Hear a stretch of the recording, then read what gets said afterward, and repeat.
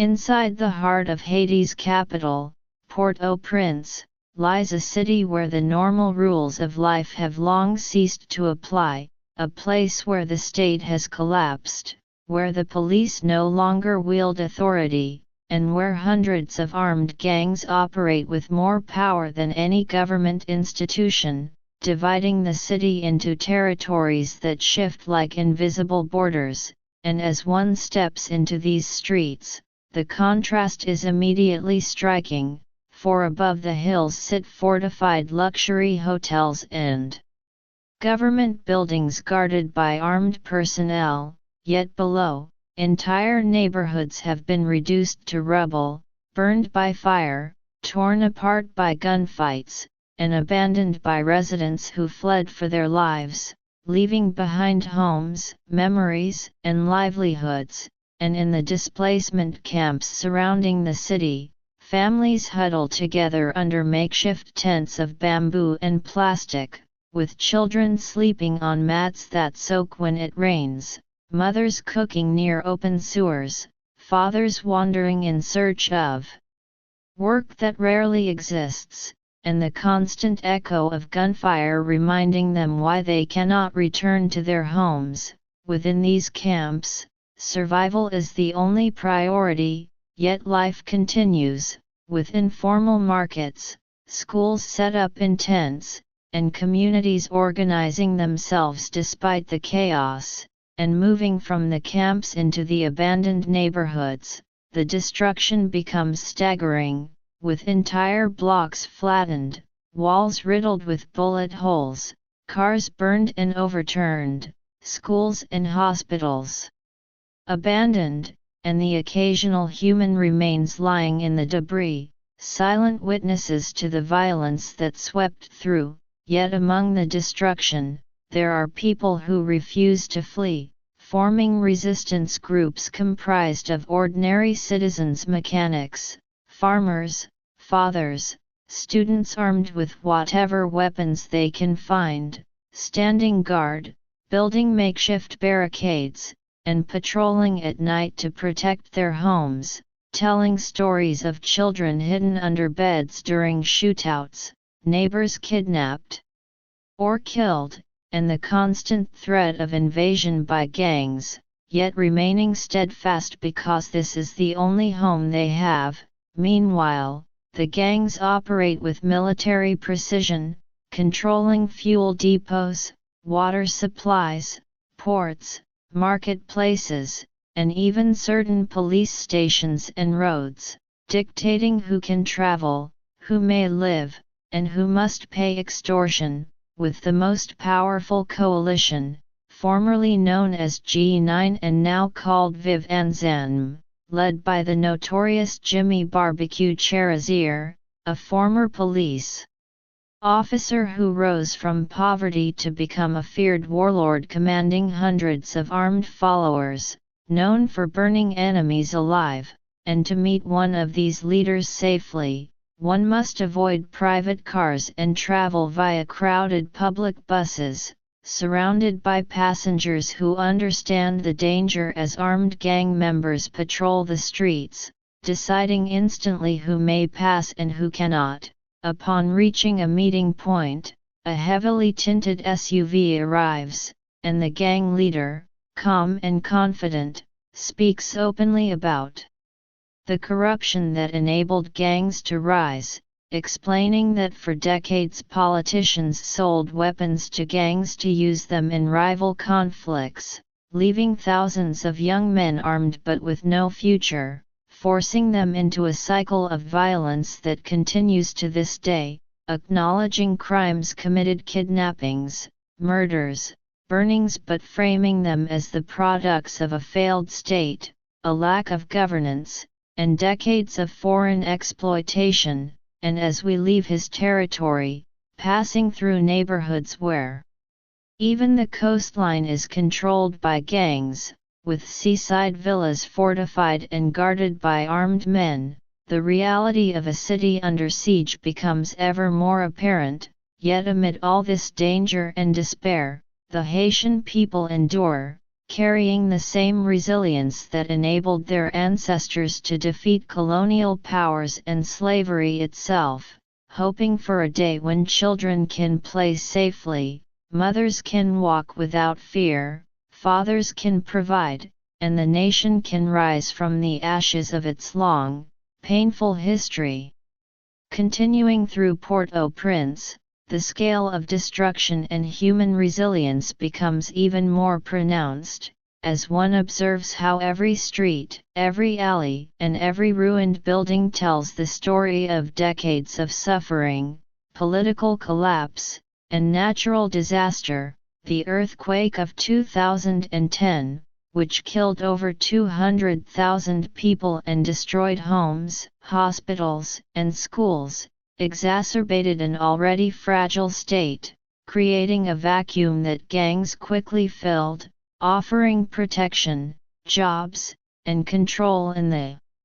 absence of the government. And as we move deeper into the city, it becomes clear that the chaos is not random but systematic, with neighborhoods entirely abandoned, yet the social fabric persisting in unexpected ways through community-organized schools, small markets in tents, and local resistance patrols. And while gangs like Viv Anzan control significant swaths of territory with the ability to halt travel, enforce curfews, and extort residents, civilians have adapted, learning to navigate these zones carefully, using coded routes, working around checkpoints, and relying on local knowledge to survive. The gang members themselves are often young, some barely teenagers, armed with assault rifles and trained in urban warfare, yet under leaders like Barbecue, they are organized, disciplined, and politically aware, exploiting corruption and systemic failure to consolidate power, while claiming legitimacy in areas where the state is absent. And our journey through these districts shows not only the physical devastation but also the psychological toll on the population, with children who have never known peace, adults who walk with caution at every street corner, and a pervasive fear that violence can strike at any moment. Yet even in these circumstances, stories of hope, resilience, and ingenuity emerge, from the vigilante groups that patrol at night to the small informal clinics treating those injured by gang violence, to makeshift markets where people trade essential goods, to teachers and volunteers who continue to educate children despite the instability. And while the gangs exercise their dominance with brutality, civilians maintain a fragile equilibrium, negotiating survival every day in a world where borders shift overnight, where allies and enemies change rapidly, and where trust is scarce. Haiti's historical context amplifies this reality, as the nation, which gained independence in 1804 after a bloody revolution that overthrew colonial rule and slavery, has continually faced foreign exploitation, crippling debts imposed by France, repeated U.S. occupation, and decades of internal political instability, creating a structural fragility that allowed natural disasters and organized crime to devastate the population repeatedly. And as one moves through Port-au-Prince today, the shadows of this history are visible in every corner, in the collapsed buildings, the displaced families, the entrenched poverty, and the ongoing struggle between civilian resistance and gang power. Yet the people's determination to survive, adapt, and protect their families remains remarkable, reflecting centuries of resilience. And this spirit of endurance offers a glimpse of hope in an otherwise harsh and unforgiving urban landscape, as Haiti continues to navigate the complex intersection of history, crime, governance failure, and human courage, standing as a testament to both the fragility and the enduring strength of a nation that refuses to be erased even in the face of overwhelming adversity. As we continue our exploration of Port-au-Prince, it becomes clear that the city is a living, breathing paradox, a place of extreme contrasts where hope and despair coexist within the same streets, and every alley, market, and ruined home tells a story of human resilience in the face of relentless adversity. Children grow up knowing only fear, yet they play in the shadows of destroyed buildings, learning to navigate a city where violence is part of daily life, and families improvise ways to